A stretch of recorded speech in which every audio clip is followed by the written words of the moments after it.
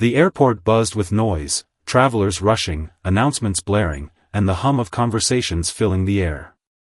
Near the gate, a soldier in uniform stood quietly, his posture straight but his eyes heavy with grief. He had just returned from a long deployment, and with him was the most precious cargo he could ever carry, the remains of a fallen comrade. The soldier had called ahead, requesting permission to escort his friend's casket onto the plane personally. It was a small gesture, but to him, it meant everything. This wasn't just duty, it was honor, respect, and a final promise kept. But when he approached the airline staff, their response shattered him. "I'm sorry, sir, but company policy doesn't allow that," the airline representative said firmly, barely looking up from the computer. The soldier's jaw tightened. He had expected support, understanding, anything but this. He tried explaining again, his voice steady but strained. "This isn't just baggage. This is a hero. I just need to make sure he's treated with respect." The staff member shook their head. "Rules are rules. The casket will be loaded by our crew. You'll have to board like any other passenger." Nearby, passengers waiting for their flight had overheard the conversation. Murmurs spread through the crowd. A woman clutching her coffee cup frowned. A man in a business suit glanced at the soldier, then at the airline employee. The air grew thick with tension. Then, something unexpected happened. A middle-aged man stood up from his seat. "That's not right," he said loudly. Others turned to look. This man just lost his friend, and all he's asking is to walk with him one last time. Another passenger, a young woman with a backpack, nodded. "Yeah, since when does policy matter more than basic decency?" The soldier stood frozen, surprised by the sudden support. He hadn't asked for this. He hadn't expected strangers to stand up for him. But here they were, one by one, voicing their disapproval. The airline employee shifted uncomfortably. "Look, I don't make the rules." "Then get someone who can change them," an elderly woman cut in sharply. Her voice was steady, her gaze unflinching. "Or are you telling me this airline has no heart?" The crowd's energy shifted. What started as quiet frustration was now a wave of collective anger, not at the soldier, but at the cold, unfeeling response he had received. Passengers pulled out phones, some recording, others calling the airline's customer service right then and there. The soldier, still standing at the counter, felt a lump in his throat. He had spent months in a war zone, where loyalty and brotherhood meant everything. Now, in an airport thousands of miles away, strangers were showing him the same kind of loyalty. Then, a voice broke through the noise. "Let him through." A uniformed supervisor had arrived, looking uneasy under the pressure of so many staring eyes. After a tense discussion with the original employee, the supervisor turned to the soldier.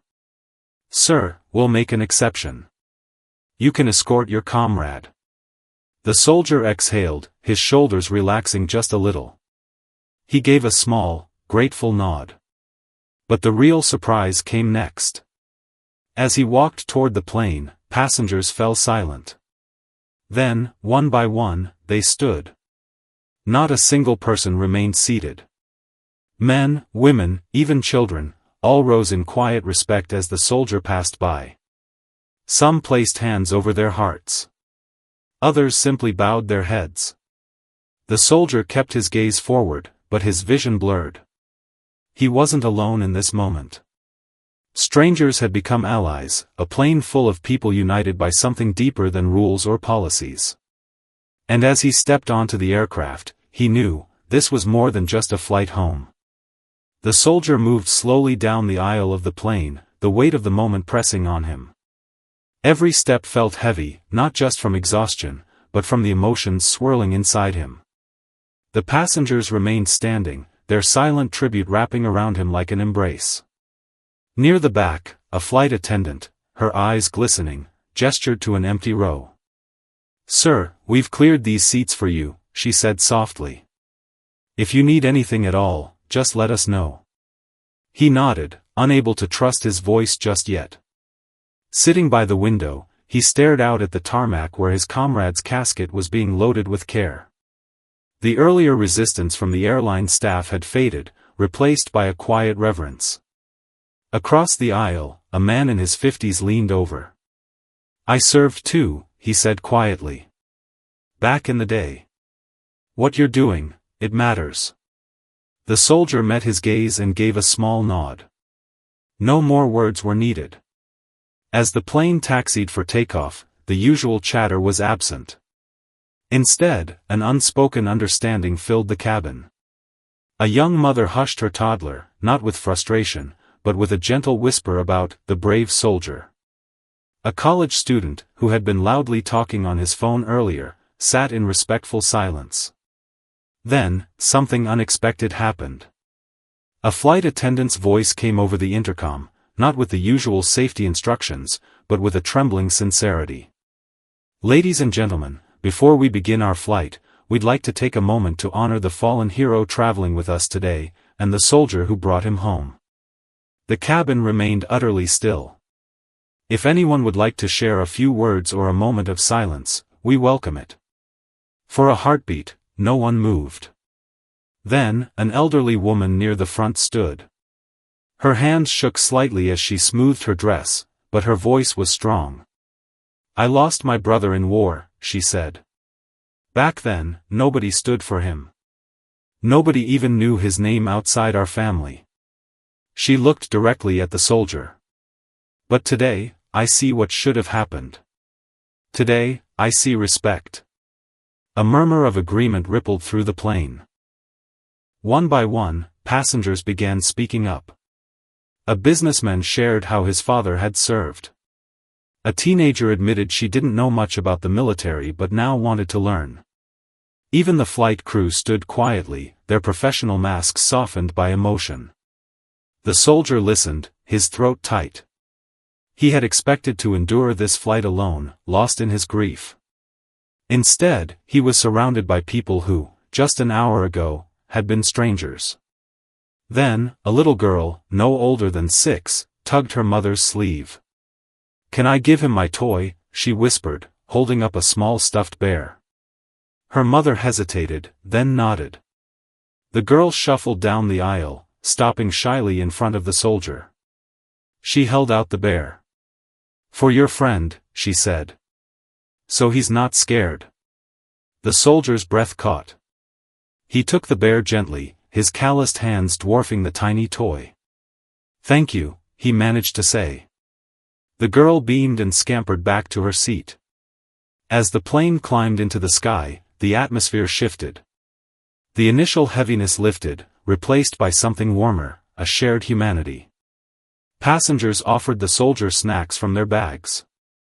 A retired nurse asked if he'd eaten recently. Even the once stern airline supervisor brought him a coffee, her earlier rigidity gone. I shouldn't have said no at first," she admitted quietly. "I was wrong." The soldier shook his head. "You fixed it. That's what matters." Outside the window, clouds stretched endlessly. Somewhere below, his comrade's family waited, unaware of the extraordinary journey happening above the skies. But the soldier knew. And as he glanced around the plane, at the people who had become, for this flight, a kind of family, he felt something he hadn't in a long time. Hope. The hum of the plane's engines filled the cabin as it leveled off at cruising altitude. The soldier leaned back in his seat, the little stuffed bear still in his hands. He turned it over gently, running his thumb across its worn fabric. It was a small thing, but in that moment, it felt like the most important gift he'd ever received. Across the aisle, the older veteran who had spoken earlier cleared his throat. "You know," he said, "back in my day, we didn't always get this kind of welcome. People didn't always understand." He paused, then added, "It's good to see things changing."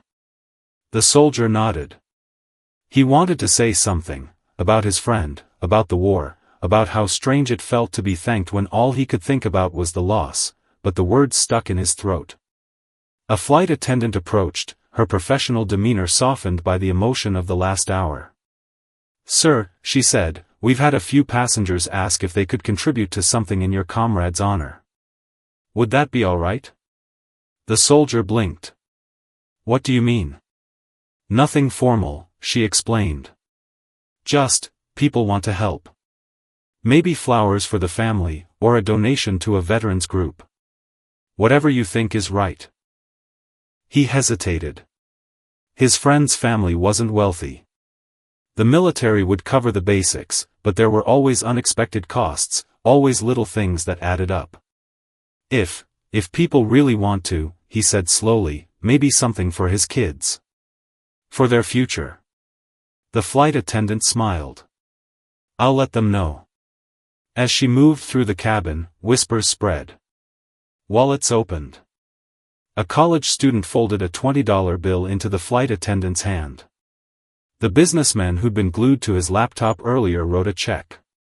Even the little girl's mother added what she could, pressing a crumpled 10 into the growing collection. The soldier watched, overwhelmed. He'd seen the worst of humanity in war. But here, in this cramped metal tube miles above the earth, he was seeing the best of it too. Meanwhile, near the front of the plane, the airline supervisor who had initially refused the soldier's request was on the phone with her manager. Her voice was low but urgent. "No, you don't understand," she said. "This isn't just about policy anymore. The whole plane is." She stopped, listening. "Yes, I know the rules, but..." Another pause. Then her shoulders slumped. "Fine. I'll tell them." She hung up and took a deep breath before making her way back to the soldier. Every passenger's eyes followed her. "Sir," she began, her voice tight, "corporate says we can't allow any kind of organized collection on board. It's against regulations." A groan rippled through the cabin. The businessman stood up. "That's ridiculous," he said flatly.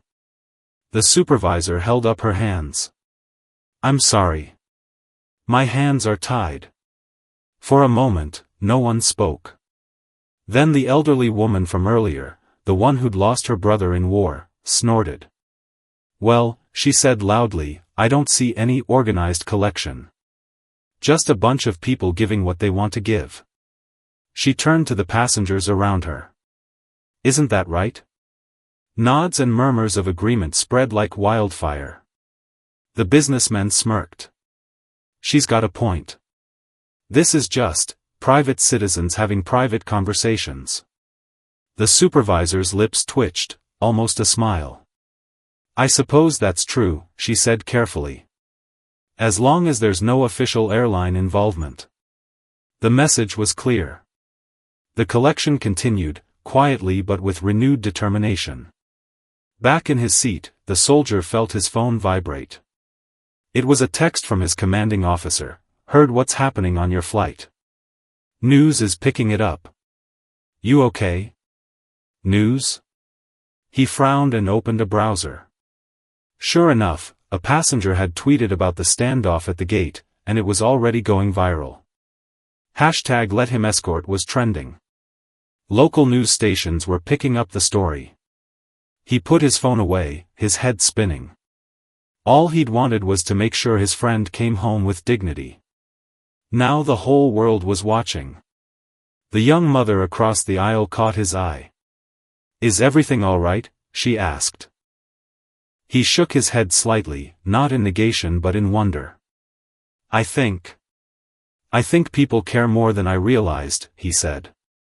Outside the window, the sun was beginning to set, painting the clouds in shades of gold and pink. Somewhere down below, his friend's family was waiting, still grieving, still unaware of the extraordinary chain of events unfolding above them. But soon, they would know. Soon, everyone would know. And maybe, just maybe, that would make the weight of their loss a little easier to bear. The plane descended through layers of clouds as evening settled over the landscape below. Inside the cabin, the atmosphere had shifted from one of quiet solidarity to something more restless. Passengers whispered to each other, glancing at their phones as the story continued spreading online. The soldier kept his eyes fixed on the window, watching the distant lights of the city grow closer. His fingers tapped absently against the armrest, a steady, nervous rhythm. He wasn't used to attention. He wasn't used to being seen. War had taught him to move silently, to carry burdens without complaint. Now, the entire cabin, and, apparently, the internet, knew his grief. A soft chime sounded, and the seatbelt sign lit up. The flight attendant's voice came over the intercom, calm and professional, but with an undercurrent of warmth that hadn't been there before. "Ladies and gentlemen, we'll be landing shortly. On behalf of the entire crew, we'd like to thank you for your patience and compassion today. It's been an honor flying with you." A murmur of acknowledgement moved through the plane. Then, from the back, a single person began clapping. It started slow, just one set of hands. Then another joined. And another. Within seconds, the entire cabin erupted in applause, not for the crew, not for the smooth flight, but for the soldier sitting quietly by the window. His shoulders tensed. He didn't turn around. He couldn't. If he did, he wasn't sure he'd be able to hold himself together. The older veteran across the aisle reached over and gripped his forearm. "Let them," he said gruffly. "You've earned it." The soldier swallowed hard and gave a single nod. As the plane touched down, the usual scramble for bags and overhead compartments didn't happen. Instead, passengers waited, not because they were told to, but because no one wanted to rush past the soldier. They let him stand first, let him gather himself without feeling crowded. The flight attendant who had helped him earlier approached. "Sir," she said, "when we land, there's going to be a bit of a crowd. The story's gone viral, and, well, some local media are outside." He exhaled sharply. "I just want to get my friend to his family." "I know," she said. "We've arranged for you to deplane first. And the casket, it'll be handled with full military honors from here. I promise." He nodded, relief and dread twisting together in his chest. The moment the cabin door opened, the noise from the terminal washed over them, shouts, camera clicks, the general chaos of a crowd. The soldier hesitated in the doorway, bracing himself. Then he stepped out. The scene before him was overwhelming. Airport staff had formed a loose cordon, holding back a mix of reporters and ordinary travelers who had stopped to watch. Some held phones aloft, recording. Others simply stood in silence, hands over their hearts. At the front of the crowd stood a small group of uniformed military personnel, their postures rigid with formality. As the soldier approached, the highest ranking among them snapped a sharp salute. "Sergeant," the officer said. "We'll take it from here." The soldier returned the salute, his movements precise despite the exhaustion weighing on him. Behind him, he could hear the other passengers beginning to disembark, their footsteps slowing as they took in the scene. Then, from somewhere in the crowd, a voice called out, "Thank you for your service." Others joined in. Not cheers, not applause, just quiet, heartfelt thanks, rippling through the terminal like a wave.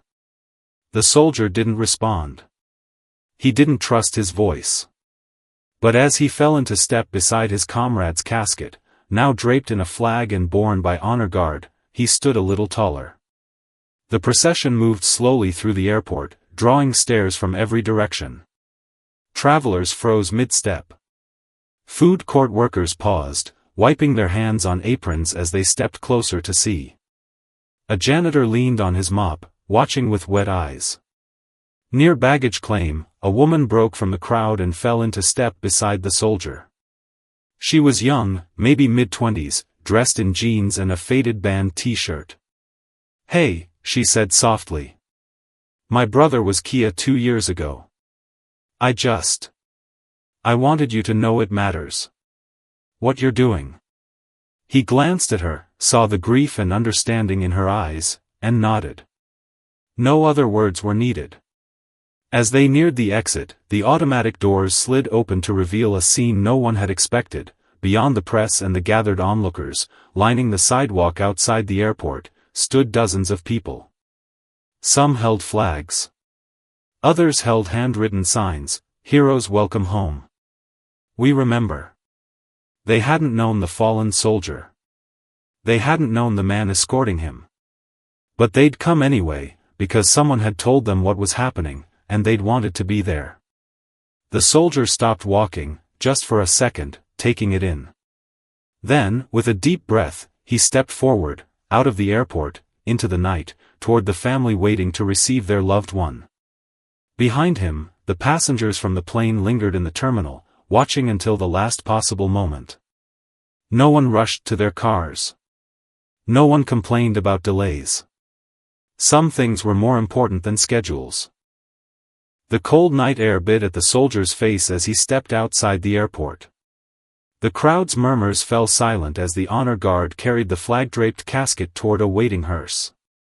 Camera flashes popped like distant lightning, but the soldier kept his eyes forward, on the family standing just beyond the vehicle. A woman, her face pale under the harsh airport lights, clutched the hands of two small children. Behind her, an older couple stood arm in arm, their postures rigid with the effort of holding themselves together. They hadn't moved, hadn't rushed forward. They just waited, as if afraid that approaching might make this moment too real. The soldier's steps faltered. This was the part he dreaded most, facing them. What could he possibly say? That their husband, father, son had died bravely? That it had been quick? That he'd promised to bring him home and here he was, just not the way anyone had hoped? The military officer beside him seemed to sense his hesitation. "You don't have to speak if you're not ready," he murmured. The soldier shook his head. "Yes, I do." He walked the last few yards alone. When he stopped in front of the woman, her red-rimmed eyes locked onto his. For a terrible second, no one moved. Then her chin trembled. "You were with him?" she whispered. The soldier nodded. He reached into his pocket and pulled out the small stuffed bear from the little girl on the plane. "He talked about the kids every day," he said, his voice rough. "Especially your daughter's birthday next month. He wanted to get her something special." He held out the bear. "This isn't much, but..." The woman's breath hitched. She took the bear and pressed it to her chest, her arms wrapping tight around it as if it were the most precious thing in the world. The little boy beside her peeked at it, confused. "Mommy? Is that from Daddy?" That was all it took. The woman crumpled, pulling her children close as sobs racked her body. The soldier stood frozen, helpless, until the older man, the fallen soldier's father, stepped forward and gripped his shoulder. "Thank you," the old man said, his voice cracking. "For bringing our boy home." Behind them, the crowd had begun singing, softly, unevenly, but with startling clarity. "America the Beautiful." Someone had started it, and others had joined in, their voices carrying through the parking lot. The soldier squeezed his eyes shut. He'd prepared for anger, for blame, for the unbearable weight of their grief. He hadn't prepared for their gratitude. 2 hours later. The family had left, escorted by military liaisons to begin the unbearable logistics of burial. The crowd had dispersed, though clusters of people still lingered near the airport doors, talking in hushed tones. The soldier sat alone in a quiet USO lounge, a untouched cup of coffee going cold in his hands. The door creaked open. He expected another officer, maybe a reporter who'd slipped past security. Instead, it was the young woman from baggage claim, the one who'd lost her brother. She hovered in the doorway. "Hey," she said. "I brought you this." She held out a greasy paper bag. "Airport food's terrible, but the nachos aren't completely awful." He stared at it, then at her. "Why?" She shrugged and sat across from him, pushing the bag closer. "Because after my brother's funeral, I didn't eat for 3 days. Someone should have forced a burger into my hands. She eyed him. You look like you're on that same path. A surprised, rough laugh escaped him. He opened the bag. The nachos were indeed terrible, cold cheese congealing into rubbery clumps, but he took a bite anyway. They're awful, he said. Told you, she said, grinning faintly. Then her smile faded. The media's calling you a hero, you know. He stiffened. I'm not. Yeah, I figured you'd say that. She leaned forward. Look, I won't pretend to get it. But I do know my brother's best friend, the one who carried him out, he felt the same way. Like surviving was some kind of failure. She met his eyes. It's not. The soldier set down the nachos. His hands shook. Outside, an airport announcement blared, calling for a passenger to report to security. Somewhere beyond the lounge, life moved on, people caught flights, laughed at bad jokes, complained about delays. Normal things. Simple things. The woman stood. There's a car waiting for you whenever you're ready. No press. Just, home. She turned to leave. Wait, he said. Your name. She paused. Does it matter? He considered that. Maybe it didn't. Maybe what mattered was that in this moment, she'd been there. Like the passengers on the plane. Like the strangers at the airport. Like the little girl with her bear. No, he said finally. I guess it doesn't. She nodded and left, the door clicking shut behind her. Alone again, the soldier pulled out his phone. Scrolled past the dozens of notifications, news alerts, messages from buddies who'd seen the coverage. He stopped at a photo sent by his CO, a screenshot of a crowdfunding page someone had set up for the fallen soldier's family. The counter ticked upward even as he watched, donations pouring in from people he'd never meet. He exhaled slowly, then pocketed the phone. Outside, the car waited. Home waited. And for the first time since he'd lost his friend, that didn't feel like an impossible thing to face. The car ride was quiet. The driver, a retired Marine who now volunteered with a veteran support group, didn't try to make conversation. He just turned the radio to a classic rock station at low volume and left the soldier to his thoughts. Streetlights flickered past the window, painting the soldier's tired face in streaks of orange and shadow. He watched the city blur by, his fingers absently tracing the edge of the folded flag the honor guard had given him for the family. The weight of it in his lap felt heavier than any pack he'd carried in the field. His phone buzzed again. Another message from his CO, CNN wants an interview. So does Fox. Your call, we'll run interference either way. He typed a one-word reply, no. The driver glanced at him in the rearview mirror. First rule of media storms, he said. They blow over fast. Tomorrow it'll be some politician's scandal or a celebrity's dog. The soldier nodded, but his gut twisted. This wasn't about fame. It was about the fact that every time someone called him a hero, all he could think was, I'm here. He's not. How is that fair? The Safe Harbor Motel. The car pulled into the parking lot of a nondescript roadside motel. The driver killed the engine. Home sweet home, he said dryly. The soldier frowned. I'm booked here. Courtesy of the VA. They figured you'd want privacy after, he gestured vaguely toward the airport. There's a diner next door that doesn't ask questions.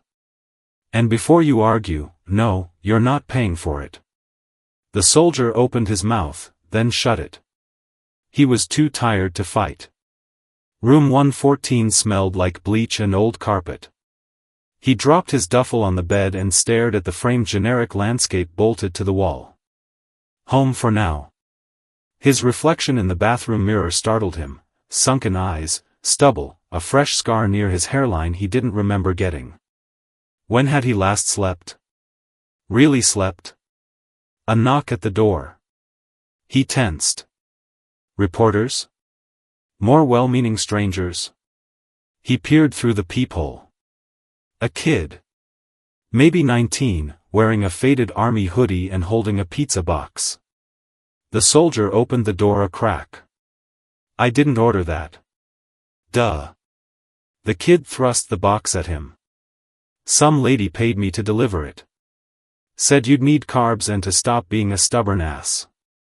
A laugh burst out of him before he could stop it. The girl from the USO. Had to be. He took the pizza. She tip you? $20. The kid grinned. You some kind of celebrity or something? Or something, the soldier muttered.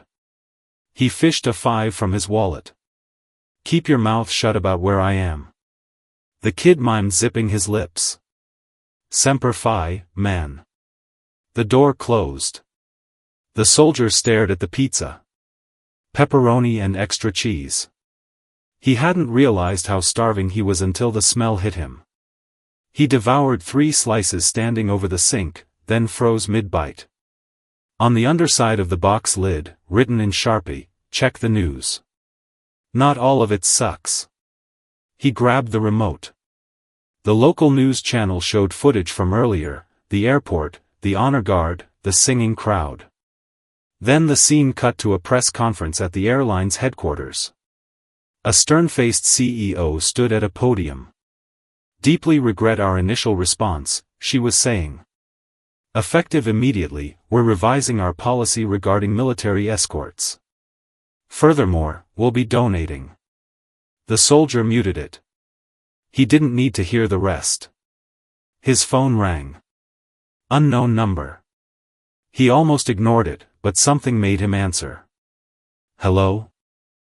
A child's voice, whisper quiet, did my bear help? The soldier's breath caught. The little girl from the plane. Yeah, he managed. Yeah, it did. Mommy said I could call.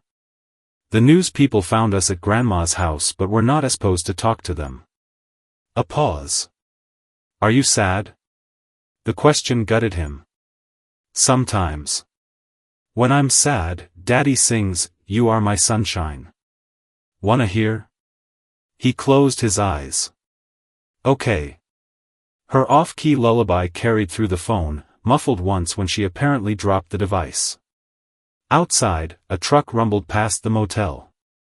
Somewhere in the world, a family grieved, an airline scrambled to save face, and strangers donated to a fund they'd never benefit from. But here, in this dingy room, a 6-year-old sang to a broken soldier. And for 3 minutes and 17 seconds, the war didn't exist. The soldier woke to pre-dawn light seeping through the motel curtains. For one disorienting second, he didn't know where he was. The hum of the highway outside wasn't the diesel growl of a forward base, the pillow under his cheek wasn't sandbag stuffing. Then memory crashed back. The little girl's song last night had knocked him out harder than any sleeping pill. He fumbled for his phone. 5:17 a.m. 7 missed calls, all from numbers he didn't recognize, and a text from his sister, turn on channel 9. Now. He thumbed on the TV, muting it immediately. There he was, yesterday at the airport, grainy footage of him walking beside the casket. The Chiron read, Fallen Heroes Escort Sparks National Outcry, Airline Vows Policy Change. Then the screen split, showing a live feed of his hometown's Veterans Memorial Park. Hundreds of people crowded the space, holding candles. No, not candles, glow sticks. Green ones. Military grade. His breath hitched. They were doing a vigil. For his friend. For all of them. The camera panned to a makeshift podium where a woman in a VFW cap spoke into a microphone. The closed captioning flashed, not just about one soldier. It's about how we treat every single person who serves. The soldier sat on the edge of the bed, hands dangling between his knees. That park was 3 blocks from his childhood home. He'd played there as a kid, scraped his knees on that same concrete walkway. Now strangers stood there in the dark to honor a man they'd never met. His phone buzzed. This time, he answered. Finally. His sister's voice was thick with tears. You seeing this? Yeah. His throat felt lined with sandpaper. Who organized it? Some high school ROTC kids. Went viral after your plane landed. A pause. They don't even know his name yet. Just that he mattered. Outside, a garbage truck beeped as it backed up. The ordinary world kept moving, even as this surreal parallel reality unfolded on screen. His sister's tone shifted. Mom wants you to come straight here after the funeral. No arguments. I've got. Your duffel's already in my guest room. Shut up and say yes. He huffed a laugh. Yes, ma'am. 3 hours later. The rental car smelled like pine air freshener and regret. The soldier gripped the wheel too tight as he pulled into the funeral home's lot. Black SUVs clustered near a side entrance, family vehicles. He wasn't ready for this. A hand tapped his window. The young woman from the USO leaned down, sunglasses hiding her eyes. You planning to live in this parking lot, or? He killed the engine. What are you doing here? Volunteer escort. She held up a lanyard with a chaplain's office logo.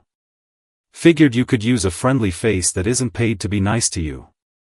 He studied her, the chipped black nail polish, the tattoo of dates on her wrist, her brother's lifespan, he guessed, the way she stood just far enough back to give him space to breathe. Thanks, he said, and meant it. Inside, the air was too cold, the carpet too plush underfoot. The funeral director murmured condolences and gestured toward a private viewing room. Families requesting you join them first. The soldier's dress shoes squeaked on the floor. Every step felt like wading through cement. Then the door opened, and the little boy from yesterday barreled into his legs. You came. The child grinned up at him, utterly oblivious to the crushing weight of the moment. Mommy said you might be too sad, but I said soldiers are brave. The widow appeared behind her son, her eyes red-rimmed but calm. He's been asking for you since dawn. She touched the boy's shoulder. Go show him what we made, sweetheart. The kid grabbed the soldier's hand and dragged him to the casket. What waited there stole his breath. Across the flag-draped coffin lay a collage of photos, his friend grinning in basic training, holding his newborn daughter, making a stupid face during some long-ago deployment. And tucked in the corner, held in place by the little stuffed bear, a picture of the two of them, arm in arm, taken the week before everything went wrong. The boy patted the casket. Daddy looks sleepy, right? The soldier's vision blurred. He crouched to the child's level. Yeah, buddy. Real sleepy. The widow handed him a pin from her sweater, a silver star. They gave us extras, she whispered. He'd want you to have one. Behind them, the young woman from the USO cleared her throat gently. They're ready to start whenever you are. The soldier pinned the star to his lapel. It glinted under the fluorescent lights, a tiny, fierce brightness in the gathering dark. Outside, cars filled the lot. News vans kept a respectful distance. And lining the driveway, holding flags and handmade signs, stood dozens of veterans, some in crisp uniforms, others in faded jeans, all here for a brother they'd never met. The soldier squared his shoulders and held out his arm to the widow. Ma'am, he said softly. Ready when you are. The chapel was packed. Every pew filled, the back wall lined with standing attendees. The soldier sat in the front row beside the widow, her children between them. The little girl clutched the stuffed bear in one hand and the soldier's pinky finger in the other. A chaplain spoke about sacrifice. A general presented the folded flag to the widow. A childhood friend told stories that made the crowd laugh through tears. But the soldier barely heard any of it. His attention was fixed on the casket, on the reality that his friend, his brother in arms, was really gone.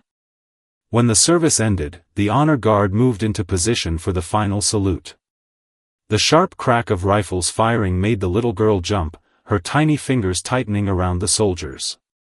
He squeezed back gently as the bugle began its mournful, familiar tune. Then something unexpected happened.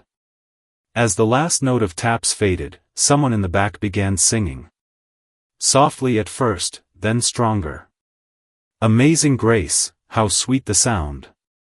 One by one, the crowd joined in. The widow's trembling voice. The old veteran 2 rows back who sang bass. Even the stone-faced general. The soldier didn't sing, he couldn't, but he bowed his head as the hymn washed over him. The cemetery. Rain threatened as they gathered at the graveside. The soldier stood at attention while the casket was lowered, his uniform damp with more than just humidity. The young woman from the USO hovered nearby, handing tissues to grieving relatives. When the ceremony concluded, people began drifting toward their cars. But the widow lingered, staring at the fresh earth. He told me once, she said quietly to the soldier, that if anything ever happened, you'd be the one to bring him home. She touched his sleeve. Thank you for keeping your promise. The soldier nodded, unable to speak past the lump in his throat. The little boy tugged at his jacket. Are you gonna go away now? It was the question he'd been dreading. He crouched down. I have to for a little while. But I'll come visit, okay? Bring you some cool rocks for my next assignment. Promise? The soldier glanced at the headstone being positioned, then back at the child. On my life. 2 weeks later. The diner smelled like coffee and bacon grease. The soldier slid into the booth where his sister waited, her hands wrapped around a chipped mug. Well? She demanded. Well, what? Don't play dumb. She pushed a newspaper across the table. The headline read, Airline's policy change leads to nationwide reform for fallen soldier transports. Below it was a photo of the little girl placing flowers at the gravesite. The soldier sipped his coffee. It's not about me. It never is with you guys. She rolled her eyes. Just say you're proud, for once in your life. He stared out the window. At the sidewalk where kids rode bikes. At the flag fluttering outside the post office. At the ordinary people living ordinary lives, lives protected by men and women who'd never ask for thanks. Yeah, he said finally. I'm proud. His sister smiled and stole a piece of his toast. Good. Now eat. Mom's making meatloaf tonight and you need your strength. Epilogue, 6 months later. The soldier knelt in the grass, arranging the rocks he'd gathered, one from Afghanistan, one from Kuwait, one from a little creek near his base in Germany. The little boy examined each one with solemn attention. These are way cooler than store rocks, the child declared. Behind them, the widow laughed.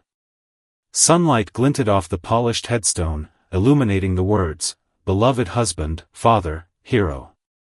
The stuffed bear sat propped against the granite, slightly weathered but intact. The soldier stood and brushed dirt from his knees. He had new orders waiting, another deployment, another mission. But for now, in this quiet moment between duty and memory, everything was exactly as it should be. The little girl grabbed his hand. Sing with us, she demanded. And as the familiar melody of You Are My Sunshine drifted across the cemetery, the soldier realized something unexpected. The war wasn't over. The grief wasn't gone. But somewhere between a plane full of strangers and a child's lullaby, he'd begun to heal. And sometimes, just sometimes, that was enough.